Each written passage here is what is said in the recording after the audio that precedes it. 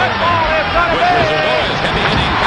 What's that? It's marked to the wall. It doesn't get there. Home run champion of all time. And it's Henry Aaron. The fireworks are going. Henry Aaron is coming around third. His team makes the home plate.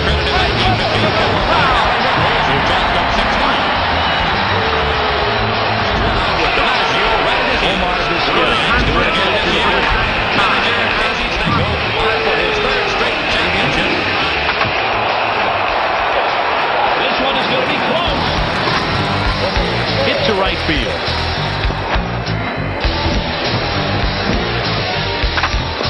That's a hard hit ball.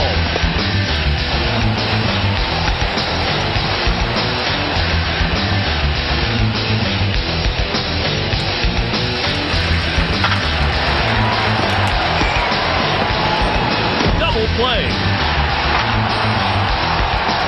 And that ball is gone!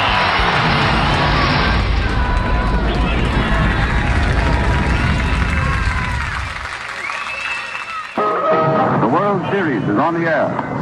This is Ty Tyson broadcasting the play-by-play description of the third game of the 1936 World Series from the Yankee Stadium, New York, through the network of the National Broadcasting Company. The first 3 innings play-by-play will be described by Tom Manning of WTAM. The second 3 innings by Red Barber of WLW, and the last 3 by myself. They'll not come up to the plate yet, but they will in a moment. The lineup will be given the umpires by Lou Gehrig, the captain of the Yankees, and Travis Jackson, the captain of the Giants. Gehrig and Jackson are down there in a conference with the umpires, so I'll give you the Yankee lineup. It's Crosetti, short, Crossetti. Rolfe, third base, Rolfe. In center field, DiMaggio, Dimaggio. At first base, Gehrig. Behind the bat, Dickey. In right field will be George Selkirk, Selkirk. In left field, Jakey Powell, Powell. At second base, Lazzeri, Lazzeri. And the starting Yankee pitcher will be Hadley, Hadley. All right, here's the picture that we have. A capacity house here in Yankee Stadium. Yankee Stadium over in the Bronx is much larger than the Polo Grounds.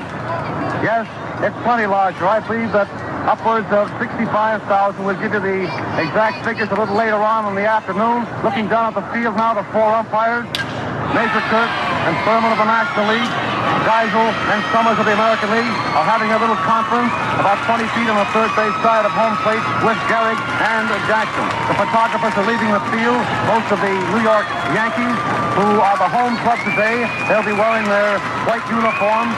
Their uniform is striped in black. They have black caps on, black numerals, black stockings, and black caps.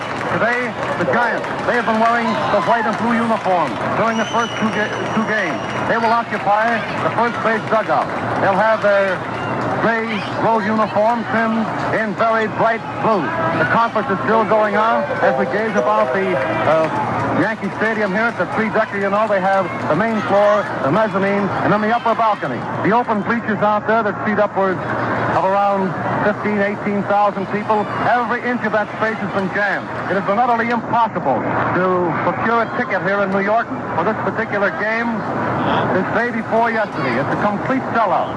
As we gaze here from our lofty perch in the press box, you know, thousands of people are going to be able to see this ball game this afternoon free of charge. All the tenement houses are all the way from right field out through center and over and left. And thousands of those people are going to be standing in those windows, up on the roof, and on the fire escapes and so forth. They tell me that some of the occupants of those tenement houses are charging as high as $1 for that lofty perch. It's removed, of course. It's probably 800 feet away from home plate. But they don't care. They couldn't get in the park. And they're mighty happy that they're getting a glimpse of Yankee Stadium. There's a signal. Listen to the applause. The Yankees take the field.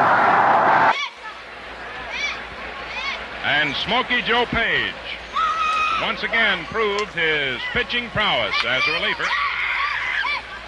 1 run, 2 hits for the Dodgers. No Yankee errors and 3 men left on.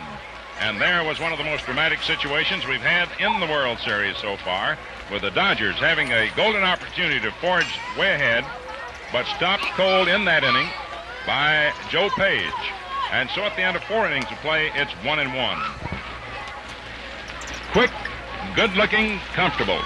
Men, that's the kind of shaves you get every time with Gillette Blue Blades. These blades, 5 for a quarter, are so sharp and so perfectly finished, they just glide through wiry whiskers. Every stroke is a caress. Yes, and you enjoy tops and convenience when you buy Gillette Blue Blades in the handy Gillette dispenser. It comes in both 10 and 20 blade sizes for the price of the blades alone. Your 4 inning totals: the visiting Yankees 1 run, 2 hits, no errors, 3 left on. The Dodgers 1 run, 2 hits, no errors, and 3 left on. And so the tempo of the series has begun to pick up considerably from the standpoint of batting 8th, first up, followed by Joe Page. Thrills. You know he'll hit for And as we himself. move now to the top half, And then by the top of the order, Rizzuto. game. When the Dodgers come in for the last of the 8th, it will be pitcher Branca leading off, then the top of the order, Reese and Mixes. And Ralph is just getting out to the mound right now. There's Campanella coming up to the plate. And let's open up that other microphone for Mel Allen and get his observations. Mel, did you ever think you'd see such pitching, especially in the clutch when it meant so much? Never did. As a matter of fact, in the press room before the ball game got underway, talking to Dan Daniel, who's erudite sports reporter for the World Telegram, been following baseball for longer maybe than Red and our ages together. He said he didn't know what in the world all of a sudden happened. He said they're blossomed forth here. The Mathesons, the McGinnitys, and the greats all over again. He said something that no one ever expected. And that's just the way it's been. And looks as if that's the way it's going to still be, Red. Well, that's the way it is right now. All tied 1-1 as we move into the 8th inning. And here is the right-hand hitting second base. The Yankees figure that Page and his performance on Saturday, as he came on, if you'll recall, and pitched 6 1/3 innings, held the Red Sox to no runs and 1 stretch hit. The fact that he was able to finish set up everything for New York. In other words, he pitched them to the win. 1-1 delivery, curve swung on, hit back to the middle. Reese going over, up, juggles the ball, recovers, throws over to first, in time for the out, and Page is out on a bang-banger at first base.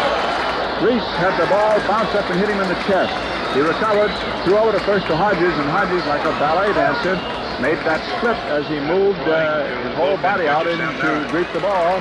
And Page, Okay, 1-2. Boy, he was training, hustling down that line. Silvero, who was warming up, Reynolds, stops to watch this Joe Page pitch. Page delivers. Edwards takes strike 3 called, and the ball game is over. Edwards unhappy about the decision. There was a high fastball at the shoulders on the outside. Pastorella walking off the field. And that is the ball game. Edwards takes a called 3rd strike. And that's the 4th strikeout for Page, and it gives him the win. And the Yankees win the ball game 4-3. And Ralph Branca is the losing hurler, of course. So we had a lot of excitement in the 9th inning, and we got some scoring in the 9th inning that we have not had at any other stage in the series. So the Yankees win this one and go up now 2-1, and coming up to the microphone, Mel Allen.